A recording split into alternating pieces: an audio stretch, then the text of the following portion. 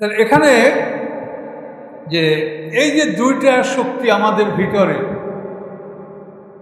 আপনারা এখন যে শুনছেন এটি হলো মৌলিক শিক্ষা। এই যে দুইটা শক্তি আমাদের ভিতরে আল্লাহ দিয়ে দিয়েছেন, এই দুইটা শক্তি বিপরীতমুখী তেলে চলে। নফসে মুতমান্নাকে যদি আপনি সক্রিয় রাখতে চান এবং তার দ্বারা আপনি ফায়দা নিতে চান, তাহলে আপনার এই দেহের মধ্যে আল্লাহর ওহী ঢুকাতে হবে। ওহী দুই প্রকার, আল্লাহর ওহী, শয়তানের ওহী। তো আল্লাহর ওহী যদি আপনি ভিতরে প্রবেশ করান, এই আল্লাহর ওহী হলো নফসে মুতমাইন এবং নফসে লাওয়ামার খোরাক। তাহলে আপনার হাত পা চোখ কান নাক এরা হবে জীবিত এবং এরা আপনাকে দেয় ভালো কাজই করে, খারাপ কাজ আপনি সহ্য করতে পারবেন না। একটা লোক টিভি দেখার জন্য দিন যাই অস্থির, আর একটা লোক রাগ করে টিভি ভেঙে ফেলায়, যে দেখা যাবে না। তাহলে এই যে মানুষের মধ্যে বিপরীতমুখী অবস্থা যেটা দেখতে পাচ্ছি আমরা, এটা কিন্তু ভিতর থেকে হয়। এখন জীবিত কারা সেটা আপনাকে জানতে হবে। জীবিত হলো আল্লাহর সকল সৃষ্টি জোড়া জোড়া, যেমন ওই দেখালাম যে এক জোড়া, রুহ এরকম এক জোড়া। আমরা জন্মগতভাবে একটা রূহ আমরা লাভ করেছি, এই রুহটা আমাদেরও যেমন আছে পশুরও তেমন আছে। এটা জন্মগতভাবে আমরা সবাই লাভ করেছি। এটা হলো আমাদের অরিজিনাল রূহ, আল্লাহ তাআলা দান করছেন, সবাই এটা লাভ করবে। এটাকে বলা হয় জিবিল্লি, অর্থাৎ জন্মগতভাবে আপনি এটা প্রাপ্ত হবেন। আর একটা রূহ সেটাকে বলে কাসবি, অর্থাৎ যেটাকে আপনাকে অর্জন করতে হবে। সেই রূহটা সম্পর্কে সূরা আশ-শুরার 52 নম্বর আয়াতে আল্লাহ বলেন যে ওয়াকাযালিকা আওহাইনা ইলাইকা রূহাম মিন আমরিনা, এভাবেই আমি আপনার কাছে আওহাইনা ইলাইকা রূহান, আপনার কাছে আমি একটা রূহ পাঠিয়েছি আমার আদেশ ক্রমে। আল্লাহ বলছেন মুহাম্মদ সাল্লাল্লাহু আলাইহি ওয়াসাল্লামকে একটা রূহ পাঠিয়েছি। এই রূহটাকে, এই রূহটা হচ্ছে আল কোরআন, এই কোরআনের নাম রূহ। এখন এই রূহটা আল্লাহ বলেন ওয়াকাযালিকা আওহাইনা ইলাইকা রূহাম মিন আমরিনা, আমার আদেশে এই রূহকে আমি পাঠিয়েছি। এই রূহটা আমাদের অর্জন করতে হবে। এই রূহটা যখন আমরা অর্জন করব, তখন আমরা সৃষ্টির সেরা, ফেরেশতারা আমাদের সেবক, আমরা আল্লাহর সৃষ্টির সেরা, এটা প্রমাণিত হবে এবং আমরা দুনিয়া আখিরাতে সেই সম্মান মর্যাদা আমরা লাভ করব। বিসমিল্লাহির রহমানির রহিম। ওয়ালাইন আরসালনা রিহান ফারআহু মুসফাররান লাযাল্লু মিন বা'দি ইয়াকফুরুন। উপরে রহমতের বৃষ্টির কথা বলেছেন, যে রহমতের বৃষ্টির ফলে পৃথিবীতে আমরা ফসল উৎপাদন করি, আমাদের রিজিকের ব্যবস্থা হয়। এ আয়াতে আল্লাহ বলেন ওয়াইন আরসালনা রিহান, যদি আমি পাঠাই তাদের উপরে বাতাস। কোরআনের একটা নিয়ম মনে রাখবেন, রিহ শব্দ যদি এক বচন আসে তার অর্থ হল শাস্তিমূলক বাতাস, আর রিয়াহ যদি আসে বহু বচন, এটার অর্থ হবে রহমতের বাতাস। আল্লাহ বলেন যদি আমি পাঠাই তাদের উপরে শাস্তিমূলক বাতাস, ফারআহু মুসফাররা, অথবা দেখবে তারা তাদের ক্ষেত খামার হলুদ রং ধারণ করেছে, তখন কি করবে? লাযাল্লু মিন বা'দি ইয়াকফুরুন, এরপরে তারা আল্লাহর নাফরমানি করতে শুরু করবে, ধৈর্য ধারণ করবে না, সবুর করবে না এবং আল্লাহর সমালোচনা এবং নানাভাবে কটূক্তি তারা করতে থাকবে। আল্লাহ বলেন ফাইন্নাকা লা তুসমিউল মাউতা, হে রাসূল আপনি মৃতকে শোনাতে পারেন না, ওয়ালা তাসমাউস সুম্মা দুআ, এবং আপনি বধিরকে আহ্বান শোনাতে পারেন না, ইযা ওয়াল্লাউ মুদবিরিন, যখন তারা পিঠ ফিরিয়ে চলে যায়। খুব একটা আশ্চর্য ধরনের কথা। আল্লাহ বলেন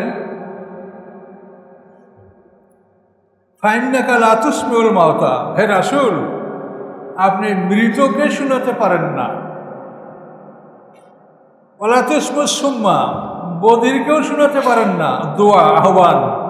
ইদা বলল মুদবিরিন, যখন তারা পিঠ দেখিয়ে পালিয়ে যায়। তাহলে পিঠ দেখিয়ে যদি পালিয়ে যায় এটা মরা হলো কেমন? এটা জীবিত। কি বলছেন কথাটা? ওরা পিঠ দেখিয়ে পালিয়ে যায়, তাহলে এটা মরা হলো কেমন? এটা জীবিত। এই জায়গাটা আপনাদের ভালো করে বুঝতে হবে যে কোরআনে এভাবে বহু আয়াতই বলা আছে সুম্মুম বুকমুন অমিউন, বধির, বোবা, অন্ধ। এই যে লোকগুলোকে বলা হয়েছে তারা আসলে বধির, বোবা, অন্ধ নয়, তাদের সমস্ত অর্গানগুলি ঠিক আছে, কিন্তু মানব দেহ পরিচালনার জন্য যে কমান্ডার আছে আমাদের দেহের মধ্যে, এই কমান্ডার হলো বিপরীতমুখী দুইজন, নফসে আম্মারা আর নফসে মুতমাইন্না লাওয়ামা। এই মুতমাইন্না লাওয়ামা এরা দুজন একই সঙ্গে। মুতমাইন্না শান্তি রাস্তা, আর লাওয়ামা হলো অনুশোচনাকারী আত্মা, রিগ্রেটিং সোল। অর্থাৎ আমি এটা কেন আরও করলাম না, বা অন্যায় করলে আমি অন্যায়টা কেন করলাম, নেকামল করলে এটা আমি বেশি কেন করলাম না, এই যে অনুশীলন যুগায় এই আত্মার নাম হলো নফসে লাওয়ামা।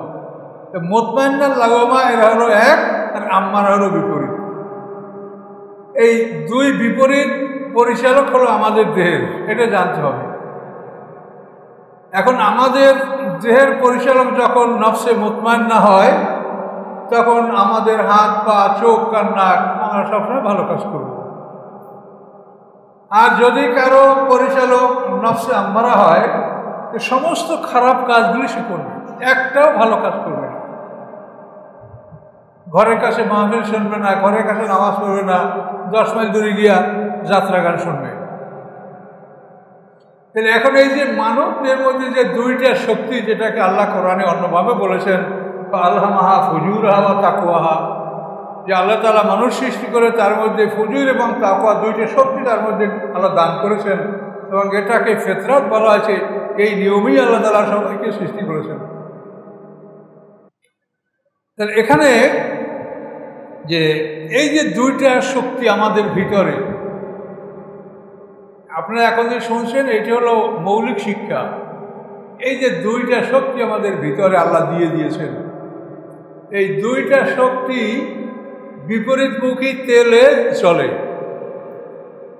নফসে মুতমাইন্নাকে যদি আপনি সক্রিয় রাখতে চান এবং তার দ্বারা আপনি ফায়দা নিতে চান, তাহলে আপনার এই দেহের মধ্যে আল্লাহর ওহী ঢুকাতে হবে।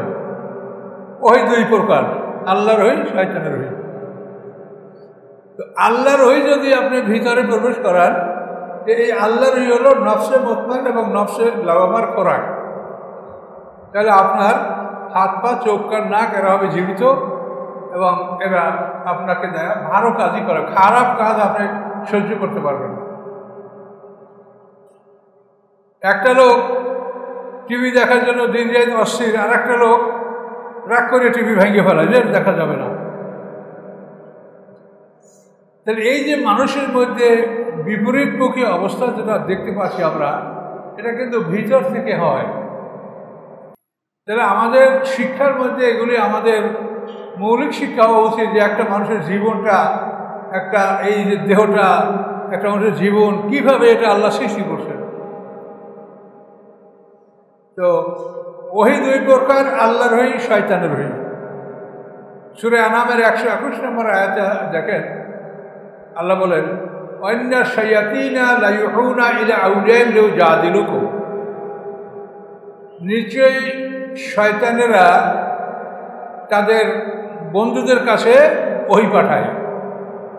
ইন্না শায়াতিনা লা ইউহুনা ইলা আউলিয়াইহিম, শয়তানের যারা বন্ধু তাদের কাছে শয়তান ওহী পাঠায়। শয়তান মহাজ্ঞানী।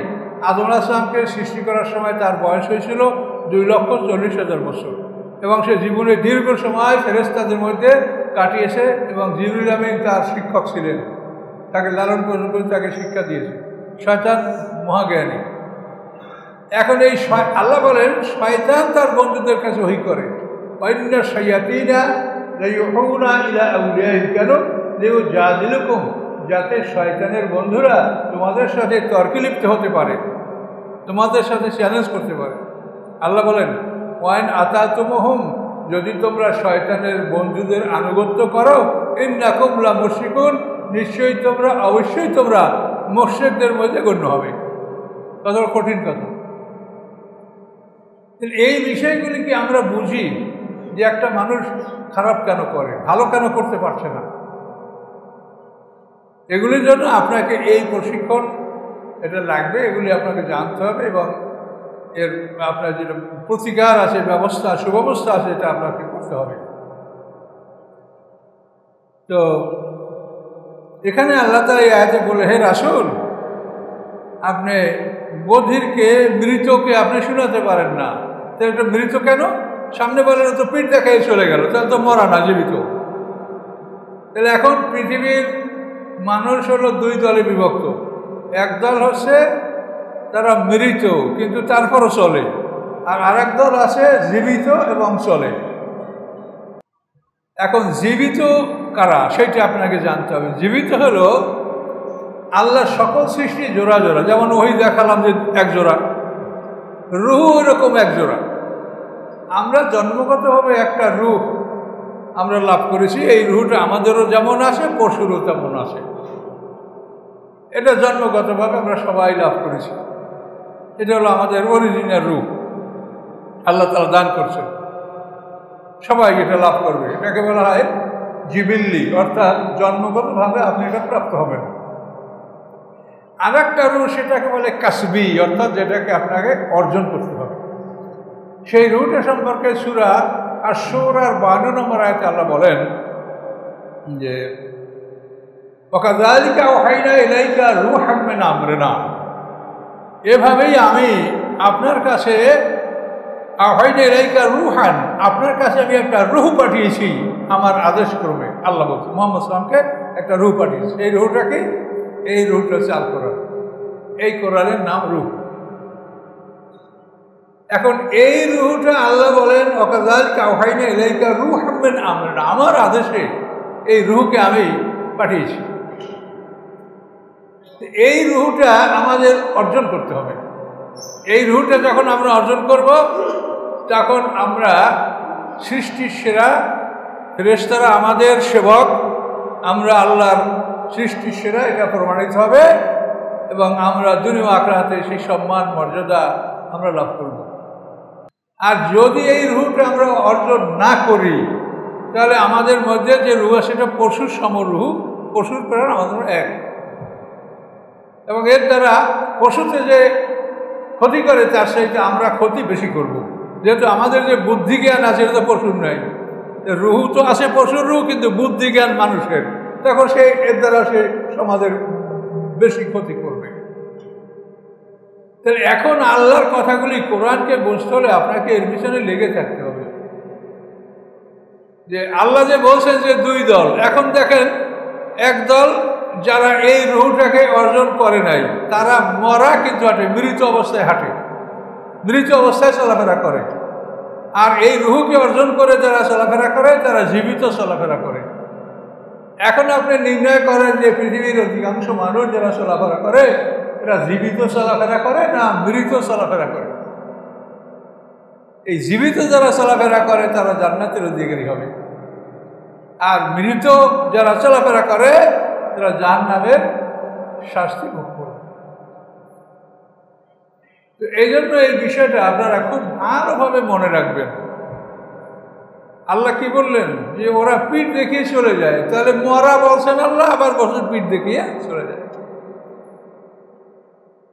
তাহলে আমাদেরকে মানে আমাদের রুহকে বাঁচিয়ে রাখার জন্য যে রুহ, সেই রুহ হচ্ছে কোরআন।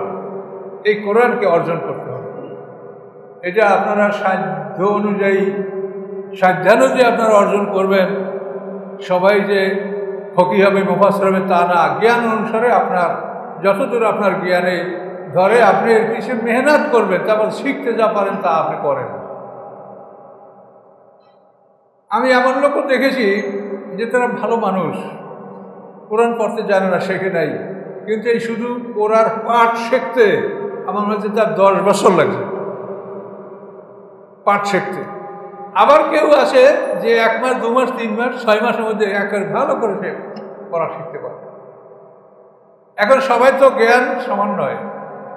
হাদিসে আছে আল্লাহ রসুল বলেছেন যে আল্লাহ তাআলা জ্ঞানকে সৃষ্টি করার পরে আল্লাহ জ্ঞানকে বলছেন, হে জ্ঞান, বিকা উহাসিবু অবিকা উহাকিবু, তোমার মাধ্যমে আমি হিসাব নিব এবং তোমার মাধ্যমে আমি শাস্তি দিব। তাহলে বিচারটা হবে জ্ঞানীর উপরে। কাজে আপনারা জ্ঞানের সদ্ব্যবহার করেছেন যদি প্রমাণ করতে পারেন, তা আপনার মুফাসসির না হইলেও আপনি জান্নাত পাবেন। আর যদি জ্ঞানের সদ্ব্যবহার না করে থাকেন, তাহলে আপনি আল্লাহর কাছে ধরা খাবেন এবং শাস্তির সম্মুখীন হবেন। এবং এই বিষয়টা এটা কোনো মানুষ এটা বলতে পারে না। আপনারা এখানে এই মসজিদে তো আমার মনে হয় না যে অন্তত বিএ পাস করার কম কোনো লোক আছে, তাকে 2 সিট থাকতে। আপনার সব BA, M A, master, engineer, doctor, এইসব লোক, একটা শহরের লোক। কিন্তু এখন আপনাদেরকে চিন্তা করতে হবে যে আপনারা জীবনে যে এই বড় বড় কঠিন কাজগুলি আপনারা করতে পেরেছেন, কোরআন শিক্ষা কি তার সে আপনার কাছে কঠিন ছিল? এ জব আল্লাহর কাছে আপনাকে দিতে হবে। কাজে এই জন্য আপনাদেরকে বারবার অনুরোধ করছি, বারবার চিন্তা করছি যে আপনারা যদি ভুল করে থাকেন তওবা করলে আল্লাহ মাফ করবে। জীবনের বাকি সময়টা আপনারা কোরআনের জন্য ব্যয় করেন, কোরআন শেখার চেষ্টা করেন, কোরআন বোঝার চেষ্টা করেন, এবং যে রুহুর কারণে আপনি জীবিত সেই রুহু আল কোরআন, এই রুহুকে আপনি অর্জন করেন। কোরআন শেখার 3টা স্তর আল্লাহ কোরআন পাকে বলেছেন, কেরাত, তেলাওয়াত, তাফাক্কুর। কেরাত হলো কোরআনের বিশুদ্ধ পাঠ শেখা। যেমন এই দেশের প্রচলিত যে মাদ্রাসাগুলি আছে, হাফিজি মাদ্রাসা, নুরানি মাদ্রাসা, এগুলোর মাধ্যমে আপনি কেরাত শিখবেন, এটা ফরজ। এরপরে তেলাওয়াত, এবং কেরাতের ব্যাপারে আল্লাহ কোরআনে বলছেন, ওয়াইযা কুরিয়াল কুরআনু ফাসতামিউ লাহু ওয়া আনসিতু লাআল্লাকুম তুরহামুন। যখন কোরআন পাঠ করা হয় তখন তুমি কান লাগিয়ে শোনো এবং চুপ করো, তাহলে তুমি রহমত লাভ করবে। তা কেরাতে আপনি পাবেন রহমত। 2 নম্বর হল তেলাওয়াত। তেলাওয়াতে কী হবে? তেলাওয়াত শব্দের অর্থ সহ পাঠ করা এবং আমল করা। ওয়াইযা তুলিয়াত আলাইহিম আয়াতুহু যাদাতুহুম ঈমানান ওয়া আলা রাব্বিহিম ইয়াতাওয়াক্কালুন। সূরা আনফাল আল্লাহ বলেন, তাদের উপরে যখন আল্লাহর কোরআন তেলাওয়াত করা হয়, অর্থাৎ অর্থ সহ তাদেরকে কোরআন বুঝিয়ে পাঠ করানো হয়, তখন কি হয়? যাদাতুহুম ঈমানা, তাদের ঈমান বাড়ে, ওয়া আলা রাব্বিহিম ইয়াতাওয়াক্কালুন, এবং তারা আল্লাহর উপরে নির্ভরশীল হয়। তাহলে কেরাত আর তেলাওয়াত, তেলাওয়াতে আপনার ঈমান বাড়বে, আল্লাহর উপরে নির্ভরশীলতা বাড়বে, কেরাতে পাবেন রহমত। আর তাফাক্কাহু, এটা কোরআন পাকে সূরা তাওবার মধ্যে আল্লাহ বলেছেন লিয়া তাফাক্কাহু ফিদ্দীন। সেখানে আল্লাহ বলেছেন যে রাসূল সাল্লাল্লাহু আলাইহি ওয়াসাল্লাম কি একা তোমরা মদিনার মসজিদে সেরে তোমরা সবাই জিহাদে চলে যাবে, এটা কাম্য নয়। তার কারণ তাবুক যুদ্ধে যেভাবে যুদ্ধের যারা অনুপস্থিত ছিল তাদের উপরে যেভাবে বিধান বা যেভাবে তাদের মধ্যে আয়াত নাযিল হয়েছে, এতে তারা খুব ভীত হয়ে গেছে যে আমরা আর কেউ বাড়িতে থাকবো না। কিন্তু আল্লাহ বললেন যে না, রাসূলের কাছ থেকে তোমরা সবাই ছিল না, প্রত্যেকটা ফালাউলা নাফারা মিন কুল্লি ফিরকাতিন মিনহুম তায়ফাতুন লিয়াতাফাক্কাহু ফিদ্দীন, প্রত্যেকটা দল থেকে ছোট একটা দল আল্লাহ রাসূলের কাছে থাকবে, তারা দ্বীন সম্পর্কে গভীর জ্ঞান অর্জন করবে, এবং যারা জিহাদে গেছে তারা ফিরে আসলে এদের কাছ থেকে তারা জ্ঞান নিয়ে তারা জ্ঞান অর্জন করবে। এটা আল্লাহ কোরআনে বলেছেন সূরা তাওবার মধ্যে। এইখানে বলেছেন লিয়াতাফাক্কাহু ফিদ্দীন, যে এমন কিছু লোক আল্লাহ রসুলের কাছে রেখে যাবে, তারা যুদ্ধে যাবে না, যে তারা দ্বীনের গভীর জ্ঞান অর্জন করবে, এবং যারা যুদ্ধে গেছে তারা ফিরে আসলে এদের মাধ্যমে তারা হেদায়েত লাভ করতে পারবে। তাহলে এই তাফাক্কুহ হলো গভীর জ্ঞান, এটা সবাই পারবে না। এখন কার কি তৌফিক আছে, কার ব্রেন কি, এটা তো আমরা বলতে পারবো না, এ জানে আল্লাহ। আর আপনি জানেন আপনার নিজের দক্ষতা কতখানি আছে, যে আপনি কোরআন শেখার মতো আপনার জ্ঞান বা সেই মেধা আপনার আছে কি না, সেটা আপনার চেষ্টা করবেন। না থাকলেও যার যত জ্ঞান আছে সেই শতখানি চেষ্টা করেন। এগুলি বাল্যকালে না শিখলে পরবর্তীতে বহু কষ্ট হয় কোরআন শিখতে। এটা আমরা বহু পরীক্ষা করে দেখেছি যে বাল্যকালে যারা শেখে নাই তাদেরকে কোরআন শেখানো খুবই কষ্টকর ব্যাপার হয়ে পড়ে। এই জন্য আপনারা যে ভুল করেছেন এই ভুল আপনার সন্তানরা না করে, আপনি প্রত্যেকটা বাচ্চাকে 2 বছর আপনি এই মাদ্রাসা এই প্রতিষ্ঠানে পড়ান শুধু কোরআন শেখার জন্য। এই 2 বছরে তারা কোরআন ভালো করে পাঠ শিখবে, নামাজের এবং নিয়মিত জরুরি মসলা মাসাইল টুকটাক যা তারা শিখবে। এরপরে তাদেরকে আপনারা বিভিন্ন সেক্টরে আপনি লেখাপড়া শেখাবেন। এটা আপনি যা ইচ্ছা তাই করেন। তার কারণ ইলম শিক্ষা করা, এই যে জ্ঞান, গভীর জ্ঞান অর্জন করা, এটা ফরজে কিফায়া। আর কিরাত শেখা এবং ইলম শেখা এগুলো ফরজে আইনের মধ্যে যাবে। আর পৃথিবীর যে জেনারেল শিক্ষাগুলি এগুলিও কিন্তু ফরজে কিফায়া, এগুলি মানে অবৈধ না বা এগুলি পড়া যাবে না এমন কিছু না। তার কারণ মানুষ সামাজিক জীব এবং সমাজে চলতে হলে তাকে সব লাগবে। তাকে ডাক্তার লাগবে, ইঞ্জিনিয়ার লাগবে, তাকে ব্যবসা সাইডের লোক লাগবে এবং সব কিছুই প্রয়োজন। এই জন্য প্রত্যেকটা সেক্টরেই লেখাপড়া মানুষ শিখবে, কিন্তু কোরআন শিক্ষাটা তার জন্য মৌলিক জ্ঞান, এটা থাকতেই হবে, কম্পালসারি হতে হবে। তো এই ব্যাপারে আমরা আরও কথা বলেছি, বিভিন্ন আলোচনা সেগুলো খুঁজতে পাবেন। তবে এখন আমি এতটুকু আপনাদেরকে বলছি যে আল্লাহ তাআলা কি কথাটা বলছেন যে ফাইন্নাকা লা তুসমুল মাউতা, যে মুহাম্মদ সাল্লাল্লাহু আলাইহি ওয়াসাল্লাম আপনি মৃতকে শোনাতে পারেন না, আও তুসমু সুম্মা আপনি বধিরকে শোনাতে পারেন না, আর দোয়া, আহ্বান, ডাক, হিদায়াতের বাণী, ইযা ওয়াল্লাউ মুদবিরিন, যখন তারা পিঠ দেখিয়ে পালায়ন করে। তাহলে এখন পৃথিবীতে মানুষ 2 ভাগে ভাগ হয়ে গেল। একদল হলো মরা মানুষ হাঁটে, আর আরেকদল হলো জীবিত মানুষ হাঁটে। এটা আপনারা নির্ণয় করেন যে কোন মানুষটা মরা মানুষ হাঁটে আর কোন মানুষ জীবিত অবস্থায় হাঁটে। এখন যদি মরার পক্ষে পড়িয়ে যান তাহলে কিন্তু ভীষণ সমস্যা হবে, জীবিত হতে হবে। তো এই জন্য আমাদের মধ্যে যে রূহ আছে, এই রূহটাকে বাঁচিয়ে রাখার জন্য আর একটা রূহ এই কোরআনকে অর্জন করতে হবে। এটা ফরজে আইন, কোরআন শিখতে হবে আপনাকে, পুরো কোরআন শেখা। এবং যারা প্রচার করেন তাদের জন্য পুরো কোরআন প্রচার করা ফরজ। একটা আয়াত বাকি থাকলেও হবে না। আল্লাহ তাআলা কোরআন পাকে ইয়া রাসূলুল্লাহ বাল্লিগ, হে রাসূল আপনি প্রচার করুন, মা উনজিলা ইলাইকা মির রাব্বিক, যা আপনার রবের পক্ষ থেকে আপনার প্রতি অবতীর্ণ হয়েছে, এটা পুরোপুরি আপনি প্রচার করুন। ওয়াল্লাম তাফাল, যদি না করেন, মানে যদি একটা তো প্রচার করতে বাকি থাকে, ফামা বাল্লাগতা রিসালাতাহু, তাহলে আপনি আল্লাহর রিসালাত আপনি প্রচার করলেন না। একটা আয়াত যদি না করেন যে সব আপনার মানে ফেরত যাবে, গৃহীত হবে না। নামাজে হাকাম 13 ফরজ। এখন যদি আপনি 12টা আদায় করে বলেন যে আমাকে 12টার সওয়াব দেওয়া হোক, একটা আমি পারিনি, ওটা বাদ থাকুক, কি আপনি কি তা পাবেন? হাকাম 13 ফরজ, 13টাকেই আপনাকে আদায় করলে আপনার নামাজ গৃহীত হবে। ওইভাবে পুরো কোরআন প্রচার করা ফরজ। এটা আমরা যারা প্রচারের দায়িত্বে আছি আমাদের এটা করতে হবে। আপনারা যারা শুনছেন আপনাদেরও চেষ্টা করতে হবে যে কতখানি আপনি পারেন। আপনি আল্লাহর কাছে যদি যদি আপনার শুভপ্রস্থান না হয় আপনার, তাহলে মহাবিপদ হয়ে যাবে, মহাবিপদ। অমান্তবে হাদি রুমিয়ান দলালাতহিম, আল্লাহ বলেন আপনি অন্ধকে পথ দেখাতে পারেন না তার ভ্রষ্টতা হতে। সে ভুল পথে যে প্রবেশ করেছে তাকে আল্লাহ অন্ধ করেছেন। অমান্তা বেহাদি রুমি, আপনি অন্ধকে হেদায়েত দিতে পারেন না আন দলালাতহিম, তাদের ভ্রষ্ট পথ থেকে। তুসমিল্লাহ মা ইউমিনু বিআয়াতিনা, আপনি শোনাতে পারেন তাকেই যে আল্লাহর আয়াতের প্রতি বিশ্বাস স্থাপন করে।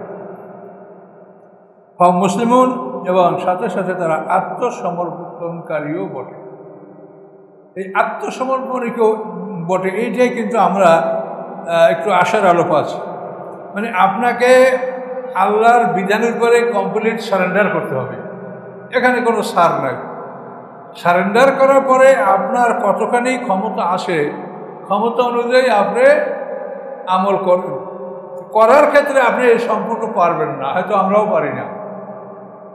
আল্লাহ এটা বলেই দিয়েছেন, লা ইউকাল্লিফুল্লাহু নাফসান ইল্লা উসআহা, কোনো মানুষকে তার সাধ্যের বাইরে আমি তার উপরে বোঝা চাপাই না। কিন্তু 2টা সেক্টর, একটা হলো করা আর একটা হলো না করা। কিন্তু না করার ক্ষেত্রে এখানে কিন্তু আপনার কোনো ছাড় নাই। আপনাকে নেশা করতে বারণ করা হয়েছে। এখানে যদি আপনি বলেন যে আমি তো দৈনিক 1 বোতল 1 লিটার মদ খাইতাম, কিন্তু আমি এখন তওবা করছি, আমি যদি দৈনিক অন্তত 100 গ্রাম যদি না খাই তাহলে তো আমি ঠিক থাকতে পারি না। সিগারেট একেবারে ছাড়িয়ে যেতে পারছি না, একটু অল্প খাই। এটা কিন্তু নিষেধের ক্ষেত্রে আপনার কোনো ছাড় নাই। নিষেধের ক্ষেত্রে আপনাকে সম্পূর্ণ বর্জন করতে হবে, এখানে কোনো ছাড় দেওয়া হয়নি। কিন্তু আদেশের ক্ষেত্রে আল্লাহ বলছেন লা ইউকাল্লিফুল্লাহু নাফসান ইল্লা উসআহা, আমি কোনো মানুষকে তার সাধ্যের বাইরে তার উপরে বোঝা চাপাই না। তাহলে করার ক্ষেত্রে কিছুটা ছাড় আছে, এবং সেটা আল্লাহ এবং বান্দা ছাড়া এটা আমরা মাঝখান থেকে কিচ্ছু বলতে পারবো না।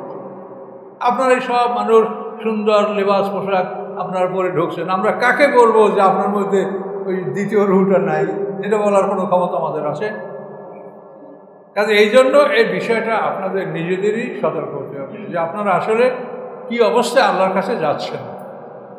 আল্লাহর কাছে আমাদের যেতেই হবে, পৃথিবী যত উন্নত হোক, কিন্তু আল্লাহর কাছে একটু বিলম্বে যাবে, এই উন্নতি কেউ করতে পারে না পৃথিবীতে। পারছে যে আল্লাহর ডাক আসলে আমি জন কেরির মতো বিশ্বের শ্রেষ্ঠ ডাক্তার, আমি আমার 5 মিনিট হাত আমি বাড়াই নিতে পারবো, কোনো কৌশলে, কোনো বুদ্ধিতে, কোনো ঔষধ পারবে কেউ?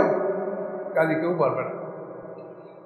তাহলে ইনশাল্লাহ আমরা এই বিষয়গুলি কোরআন থেকে আমরা শুনছি, নির্ভরযোগ্য সত্য কথা, এগুলোর উপর আমরা আমল করার চেষ্টা করব। আল্লাহুল্লাযী খালাকাকুম মিন যুরফিন, আল্লাহ তিনি সেই আল্লাহ, খালাকাকুম মিন যুরফিন, যিনি সৃষ্টি করছেন তোমাদেরকে দুর্বল অবস্থা হতে। আমরা খুবই দুর্বল, যখন মাতৃগর্ভ থেকে আমরা পৃথিবীতে আসি তখন খুবই দুর্বল অবস্থা আমরা পৃথিবীতে আসি। সুম্মা জাআলা মিন বা'দি যুরফিন কুওয়া, অথবা তিনি তোমাদের এই দুর্বল অবস্থার পরে তোমাদেরকে শক্তিশালী অবস্থায় তিনি ফিরিয়ে আনেন। আস্তে আস্তে শিশুটা কীভাবে স্তর বদলি হতে হতে আমরা আসি, আমাদের সন্তানরা আসে, তো দেখতে পাচ্ছেন। এটা কোরআন শরীফে অন্য আয়াতে এভাবে বলা হয়েছে, লাতারকাবুন্না তাবাকান আন তাবাক, এ মানুষ নিশ্চয়ই তোমরা একটা স্তর থেকে আর একটা স্তরে আরোহণ করবে। প্রথমে ছিল তোমরা সিমেন্ট, বীর্য, সেখান থেকে তোমরা হলে জমাট রক্ত, তারপরে হবে মাংসের টুকরো, সেখান থেকে তোমাদের হাড্ডি অবকাঠামো সৃষ্টি হবে, তারপর তার উপরে চামড়া, গোস্ত, মাংস, চুল পরানো হবে। এভাবে ধীরে ধীরে তোমরা জন্মগ্রহণ করবে, তারপর এক একটা ধাপে ধাপে তোমাদের জীবনের পরিবর্তন। এটা আল্লাহ তাআলা একটা আয়াতের মাধ্যমে, লাতারকাবুন্না তাবাকান আন তাবাক, মানুষ তোমরা অবশ্যই একটা স্তর থেকে আর একটা স্তরে আরোহণ করবে। আর এটা আমরা করছি, এটা আপনার চোখের সামনে দেখতে পাচ্ছেন। তো আল্লাহ বলেন সুম্মা জাআলা মিন বা'দি কুওয়াতিন যুরফা, এরপর তোমাদের শক্তিশালী অবস্থার পরে তোমাদেরকে আল্লাহ দুর্বল অবস্থায় ফিরিয়ে আনবেন। 50-এর পরে এই দুর্বলতা আস্তে আস্তে দেখা দেয়, বা কারো হয়তো একটু সাইডের পরে দেখা গেল, বা কারো একটু আগে। কিন্তু এটা ধরে নিতে পারে যে এই সময় 50 পার হয়ে গেলেই বিভিন্ন লক্ষণ শুরু হয়। হয়তো দাড়ি চুল সাদা হতে শুরু করে, কারো দাঁত নড়তে শুরু করে। এই যে আলামতগুলো দেখছেন চোখের সামনে, এগুলি আর তাফসীর করা কিছু এটা দেখতেই পাচ্ছেন। আল্লাহ বলেন তোমাদের এই সবল অবস্থার পরে তোমাদের দুর্বল অবস্থা শুরু হয়, শাইবা, এবং তোমাদের মধ্যে বার্ধক্য ছড়িয়ে পড়ে। ইয়াখলুকু মা ইয়াশা, তিনি যা ইচ্ছা তাই সৃষ্টি করেন।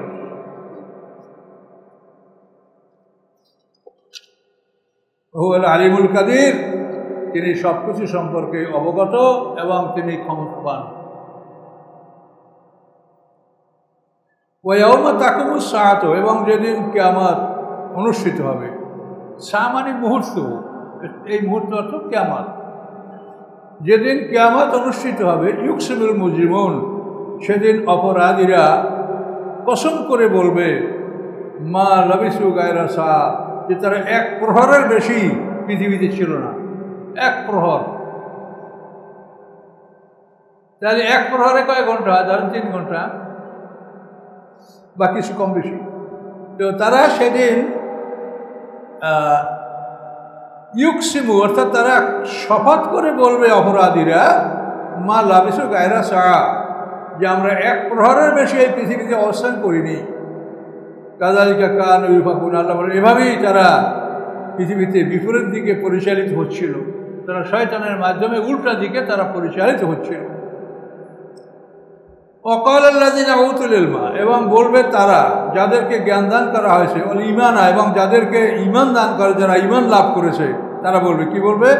লাকাদ লাবিসতুম ফি কিতাবিল্লাহি ইয়াউমাল বা'থ, যে অবশ্যই তোমরা অবস্থান করেছো আল্লাহর কিতাবে ইয়াউমুল বা'থ, মানে পুনরুত্থান দিবস পর্যন্ত তোমরা অবস্থান করেছো।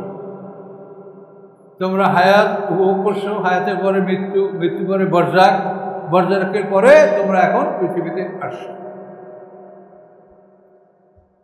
মানুষের জীবনের স্তরগুলি আপনাদেরকে আমি বারবার মনে করাই দিচ্ছি। মানুষের জীবনের শুরু হলো মৃত্যু হতে। কাইফা তাকফুরুনা বিল্লাহি ওয়া কুনতুম আমওয়াত, আমরা সবাই একসঙ্গে মৃত্যুবরণ করেছি। মৃত্যুর পরে বরজাকে ঢুকেছি, বরজাকের জগৎ। এই জগৎ সম্বন্ধে কোনো ব্যাখ্যা আমাদের কাছে নাই। এই বরজাক থেকে আমাদের জন্ম 3, জন্মের পরে আমাদের এই জীবন যেটা আমরা ভোগ করছি, এই জীবনের সামনে আবার মরণ, মরণের পরে আবার পর্দার আড়ালের জগতে আমরা ঢুকবো। সেই পর্দার আড়ালের জগতে আমরা ইসরাফিলের সিঙ্গার ফুৎকার, কিয়ামত থাকবো। তারপর সিঙ্গার ফুৎকারের মাধ্যমে আল্লাহ এক পশলা সিঙ্গার ফুৎকার শেষ হবে, আল্লাহ এক পশলা বৃষ্টি বর্ষাবেন, পরে আমরা হাসরের ময়দানে জন্ম নেব। তাহলে মৃত্যুর পরে বরজাক, বরজাক পর জন্ম, জন্মের পরে আমাদের দ্বিতীয় জীবন শুরু হবে। এই 8টা পর্ব, এই 8টা পর্ব যদি ভালো করে না বোঝেন তা আপনি কোরআনের তাফসীর বুঝতে পারবেন না, মাথায় ঢুকবে না, দেখবেন। এই 8টা পর্ব ভালো করে বুঝে নিতে হবে।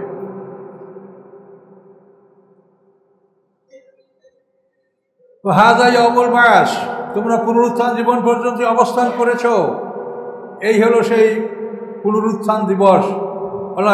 ওয়ালাকিন্নাকুম কুনতুম লা তা'লামুন, কিন্তু তোমরা এগুলি জানতে না। জানতে না মানে বিশ্বাস করতে না। তোমরা জেনেছ কিন্তু বিশ্বাস, তোমরা জানতে না, তোমরা বিশ্বাস করতে না। ফায়াউমাইযিল লা ইয়ানফাউল লাযিনা যালামু মা'যিরাতুহুম, আজকে আল্লাহ বলেন আজকের দিন, আজ উপকার করবে না জালেমদেরকে তাদের কোনো ওজর আপত্তি। তারা যে কোনো ওজর আপত্তি করবে, এই ওজর আপত্তি তাদের কোনো উপকারে আসবে না। আল্লাহ ইস্তাতাবুন, এবং তাদেরকে এমন অবকাশ দেওয়া হবে না যে অবকাশের মাধ্যমে তারা আল্লাহকে সন্তুষ্ট করে নেবেন, আল্লাহকে রাজি খুশি করবেন, এভাবেও কোনো সুযোগ তাদেরকে দেওয়া হবে না। অর্থাৎ মানুষের যখন মৃত্যুর ফেরেশতা হাজির হয়ে যায়, তখন থেকে মানুষের নেকামল, ঈমান, তওবা সব বন্ধ। এতে কোরআনে একবার স্পষ্টভাবে বলা আছে। ফেরাউন যখন লোহিত সাগরে ডুবছিল, ঈমান আনছিল না, বলা আছে না কোরআনে? কবুল হয়েছে। মৃত্যুর আলামত প্রকাশ পেলে, মৃত্যুর ফেরেশতা জান কবরের জন্য হাজির হয়ে গেলে, ওখান থেকে সামনে আর কোনো দিন কোনো নেকামল, তওবা কিচ্ছু কবুল হবে না, চূড়ান্ত।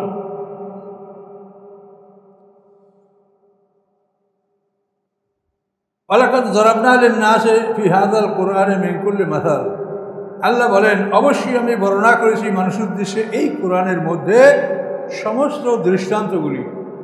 মাসাল শব্দ অর্থ দৃষ্টান্ত, কিন্তু কোরআনে মাসালের মূল অর্থ হলো যে এমন সব বস্তু, এমন সব বিষয়, এমন সব কথা যা শুনলে মানুষের মধ্যে সন্দেহ সৃষ্টি হয়, এগুলোকে মাসাল বলা হয়।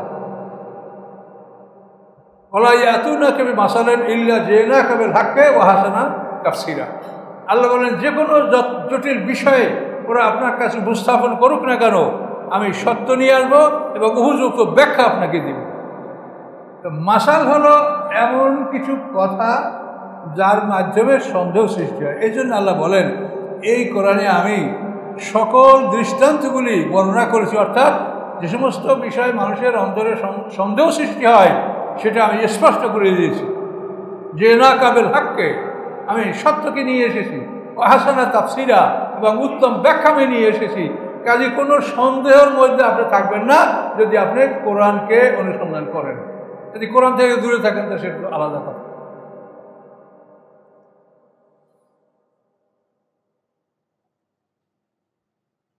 আচ্ছা, অনলাইন যে তাম্বে আয়াতেন, হে রাসূল যদি আপনি তাদের কাছে কোনো নিদর্শন নিয়ে আসেন, লায়াকুলান্নাল্লাযিনা কাফারু, অবশ্যই কাফেররা বলবে ইন আনতুম ইল্লা মুবতিলুন, তোমরা নও আর কিছু বাতিলপন্থী ছাড়া। তখন মুমিনদেরকে, রাসূলকে তারা বলবে তোমরা বাতিলপন্থী ছাড়া আর কিছু নও।